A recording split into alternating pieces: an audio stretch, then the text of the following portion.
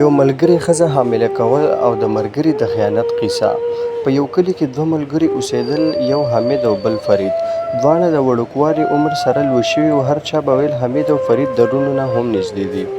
کله چې واده وکړو او خپله ښځه یې فرید ته وښودله او هغې ته یې وویل دا زما د ټولو نږدې ملګری دی، زموږ کور ته به هر وخت راځي. ښځې به هم دغه خبره ومنله.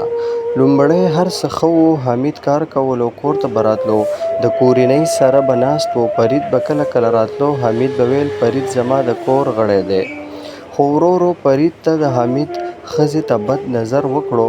ښځې به یې لومړی سر کې نه پوهېده، خو وروستو پرې پوهه شوله. یو ورځ حمید ښار ته لاړ، ښځه یوازې شوه. فرید کور ته راغی. هغې وویل ته تل یوازې یې، زه به درسره ناسته کوم. ښځې به لومړی سر کې ورته قهر شوه، خو بیا ورو ورو نرمېده. دواړه خبرې زیاتې کړې. کله چې حمید نه و، فرید به راتلو. یو ځل حمید د څو ورځو لپاره بل ځای ته لاړ. فرید د موقع وموندله او هغې د ښځې سره نږدې شو. ښځه یې هم تېره شوه. دواړه په ګناه کې ولوېدل. خو میاشت وروسته ښځه پوه شوه چې زه حامله یم. هغې ته ډېره ویره پیدا شوه، ځکه میړه یې بې ګناه و.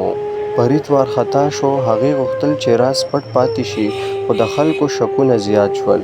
ورو ورو حقیقت ښکاره شو. حمید پوه شو چې تر د ټولو نږدې ملګری د عزت له منځه وړی دی.